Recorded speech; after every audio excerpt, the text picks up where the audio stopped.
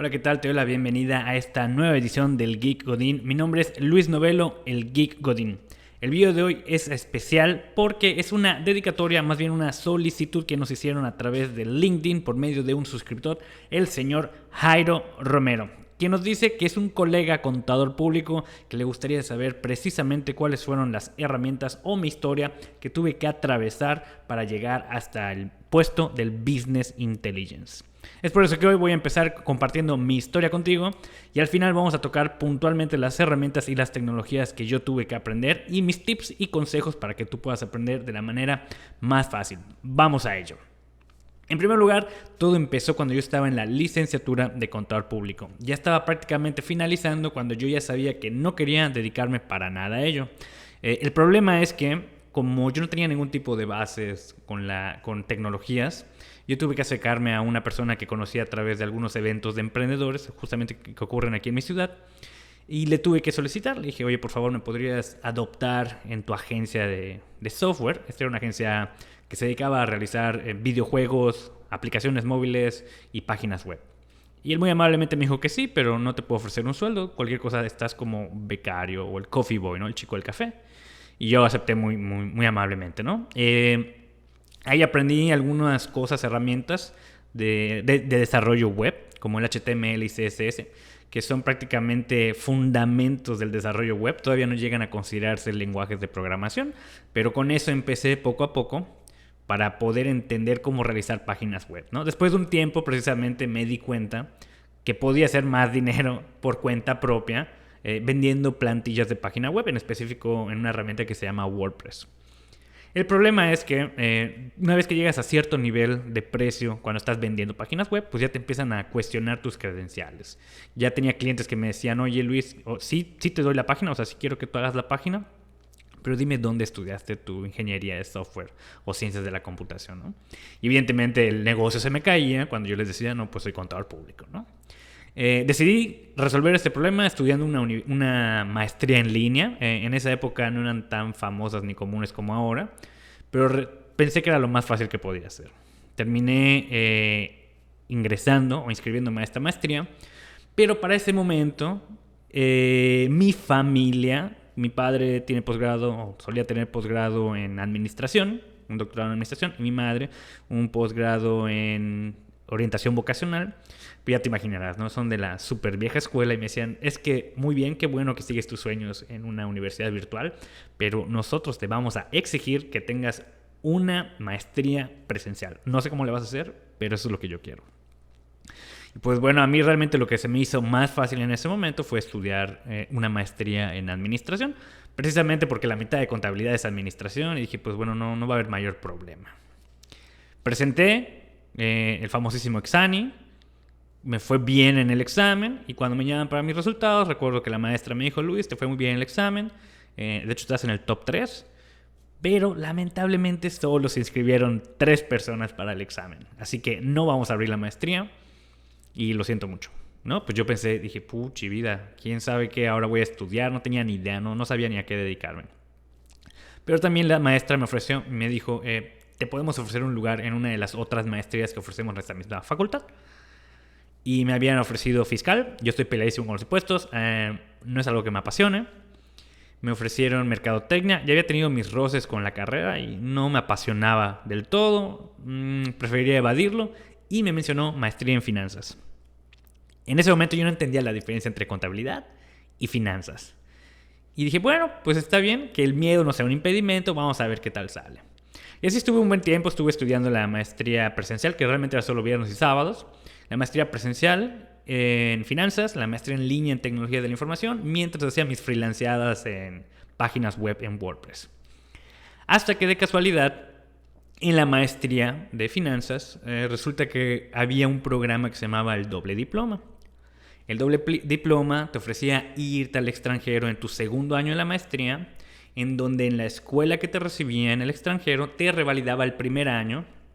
Y así solo tenías que cursar el segundo año para que tengas derecho a presentar una tesis y graduarte con tu diploma extranjero. Regresabas, y aquí te revalidaban el segundo año estudiado ya, y solo tenías que hacer una traducción de tesis y también deberías tener tu título mexicano, ¿no? Me pareció muy interesante esta opción, apliqué, afortunadamente quedé y me fui al extranjero, dejé todo pausado, dejé de vender las páginas web, sí pude darme de baja temporal de la maestría en línea y me fui a Europa, específicamente a Francia, a Borgoña, a la Universidad de Dijon, y estuve estudiando finanzas corporativas y banca de inversión. ¿Qué cosas muy interesantes estuve aprendiendo allá? Pues para empezar, el tipo de pensamiento y de mentalidad. No es que esté mal lo que estuve aprendiendo en la universidad aquí mexicana, simplemente era diferente la orientación y eso me ayudó mucho más adelante. Ahora te voy a explicar por qué. Me acuerdo que aquí, en la universidad mexicana, en finanzas teníamos algunos ejemplos como supongamos que eres el encargado de las finanzas, el famosísimo CFO, Chief Financial Officer, de la empresa A, y quieres adquirir a la empresa B. Para ello se te ofrecen estos datos, ¿no? Y te ofrecían tus números de cuenta, cuántos activos tenías, qué carecía la empresa B, cómo podías adquirirlo, y te daban ciertas opciones. Y al final tenías que presentar al maestro cuáles iban a ser tus planes para adquirir a la empresa B, los pasos a seguir y lo que te iba a costar, ¿no? Pero siempre te entregaban tu papelito con todos los números.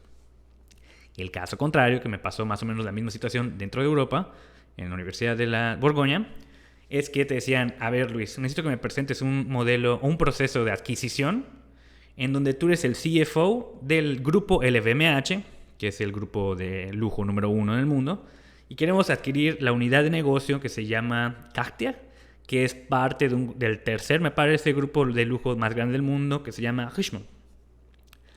Ok, perfecto, maestro, ¿me podría dar los datos o la información con la cual yo podría pues correr los datos y que yo le pueda decir cuáles van a ser mis opciones? Me dijo, no Luis, la información está ahí en internet, puedes ir a buscarla y me traes tus resultados el lunes. Eso era un viernes, me acuerdo muy bien. Y la empresa en ese momento, más bien la escuela en ese momento tenía como socio comercial a un banco muy grande de Francia, quien nos ofrecía unas salas muy interesantes, que son las famosísimas salas Bloomberg. Las terminales Bloomberg, que teníamos acceso abierto, están conectadas en tiempo real con todas las bolsas del mundo.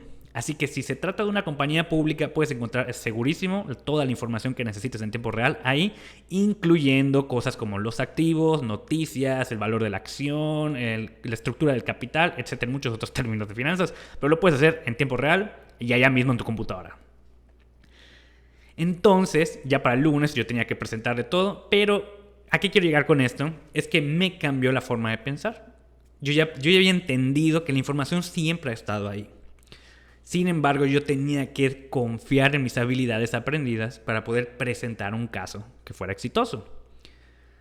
Y bueno, hice este ejercicio, me fue bien, terminé, regresé, vine acá a México de vuelta, etcétera, todos contentos, presenté ahí la tesis, la traje aquí, estoy en la traducción de la tesis, etcétera, etcétera.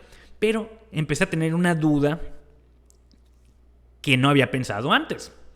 Precisamente me puse a pensar, oye Luis, si se te fue a estudiar ingeniería de software mientras estudiabas contabilidad, ¿no será que ahora que tienes o que estás otra vez retomando la maestría de tecnologías en línea, no se te estará yendo otra oportunidad que no hayas vislumbrado o no hayas visto?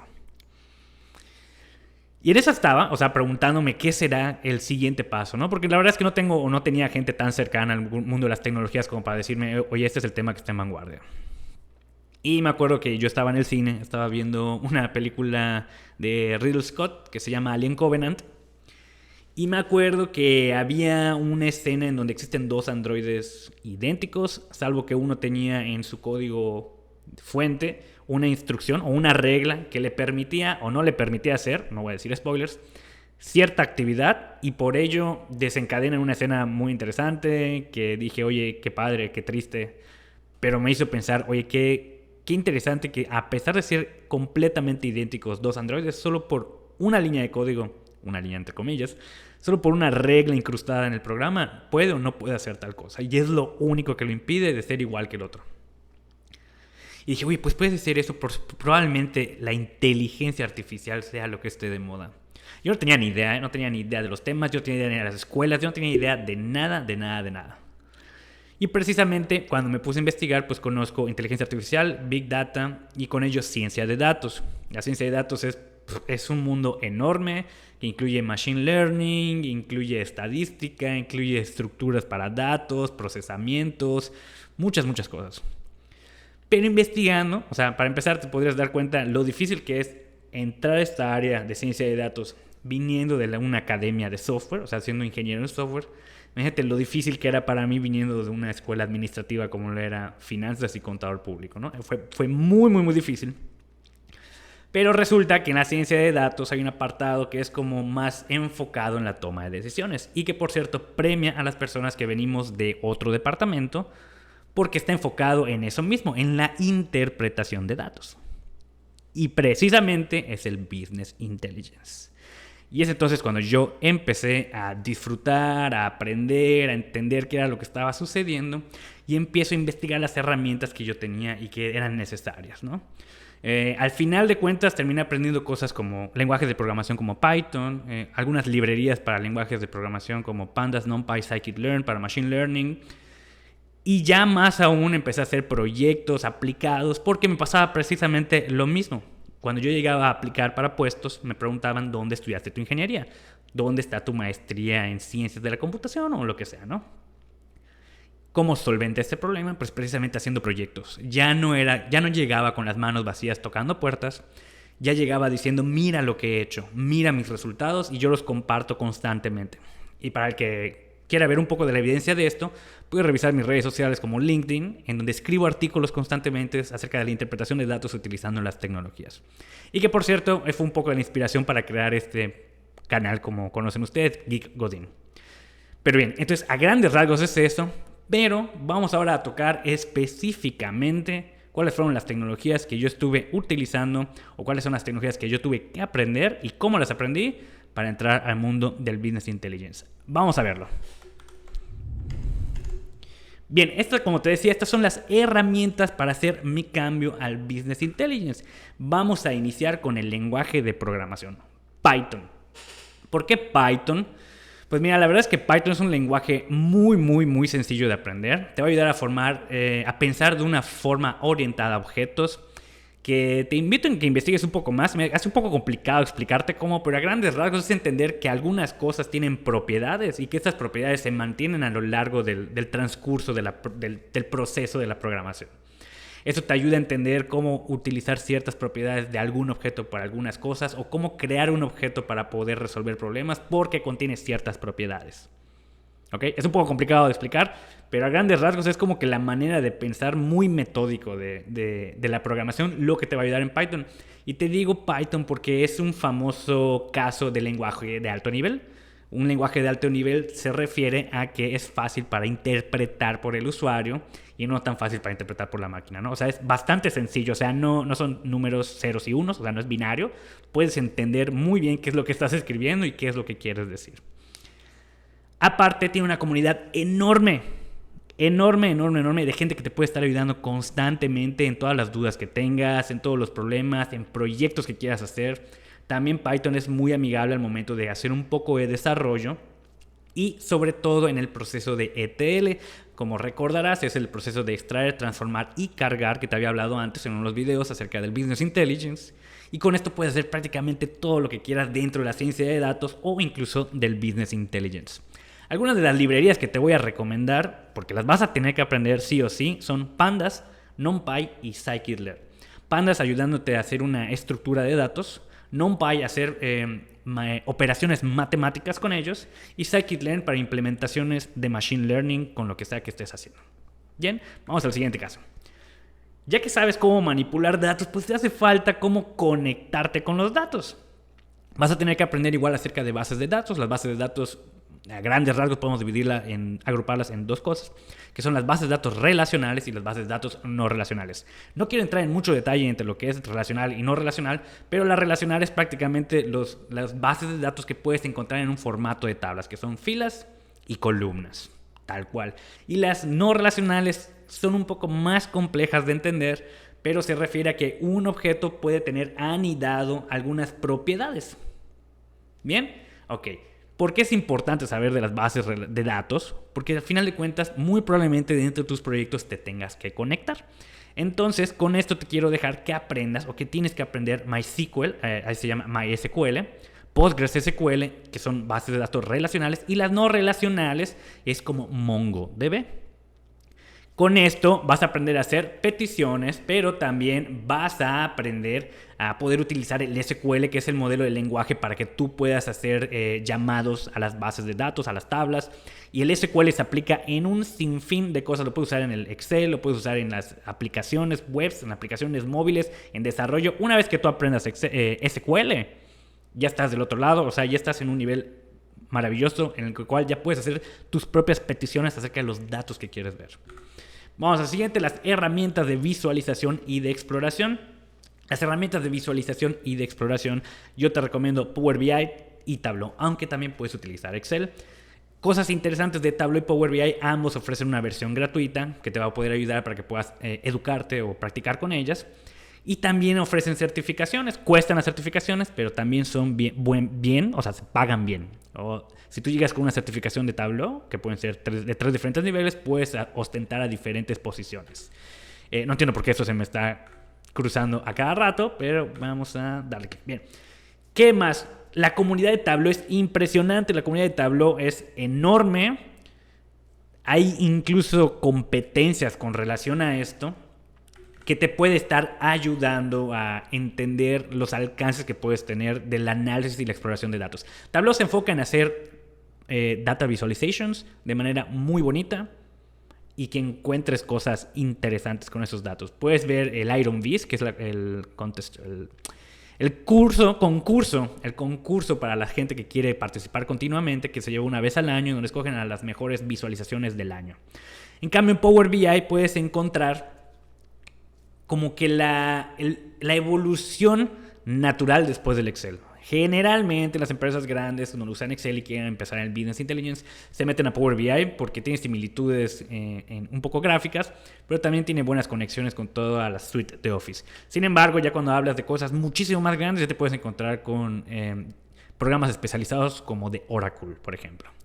Pero bueno, al final de cuentas lo que tienes que aprender aquí es hacer tableros y visualizaciones, dashboards y database. Te pongo Excel porque también es posible hacerlo y dependerá mucho de lo que te permitan en tu empresa. Eso sí, Power BI solo funciona en Windows y Tableau sí funciona en Windows y Mac, pero en la versión gratuita no te permite guardar en local, tiene que publicarse. Por lo que todo lo que hagas se tiene que perder a menos que quieras publicar tus datos, que no te lo recomiendo, en caso de que sean datos confidenciales.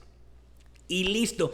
Por último, ¿qué es lo que necesitas hacer? Es compartir tu conocimiento. Lo que estés aprendiendo, escribe artículos, realiza proyectos, haz colaboraciones, crea comunidad y al final tienes que seguir aprendiendo. Como te lo mencioné, de nada sirvió que yo tuviera todos los conocimientos si no lo hacía aplicativo y no creaba proyectos personales que luego hablaran por mí mismo. Y te dejo entonces con esta slide para que tú puedas entender un resumen de lo que estuvimos platicando. Python, ¿qué es lo que tienes que aprender? Pandas, NumPy, Scikit-learn. Las bases de datos, MySQL, PostgreSQL, MongoDB. Herramientas de visualizaciones, Tableau, Power BI y DAX. DAX es el lenguaje que utiliza Power BI. Si puedes aprenderlo súper bien, es puntos extra. Y al final, no olvides compartir tus conocimientos y aplicarlos. Pues bueno, con esto ya terminamos esta breve explicación acerca de las herramientas que puedes utilizar dentro del Business Intelligence y cómo ir aprendiéndolas y en cierto orden de manera cronológica. Espero que con esto hayas aprendido un poco más, pero de todas maneras nos estamos viendo. Si te gustó esta nueva manera de presentar, estoy utilizando ahora unas cosas de streaming, unas cortinillas para las personas que nos están viendo dentro de YouTube. Así que si te gustó, por favor déjame en el apartado de los comentarios. Y si tienes alguna duda o algo no te quedó muy claro, por favor igual házmelo saber. Ya sabes que de todas maneras estoy resolviendo peticiones. Manda un mensaje, mándame un correíto, déjame un comentario, lo que necesites. Así que nos estamos viendo y te dejo estos videos que puedes revisar para que sigas aprendiendo y nos podamos seguir viendo. No te pierdas nuestros siguientes videos. Que estés muy bien.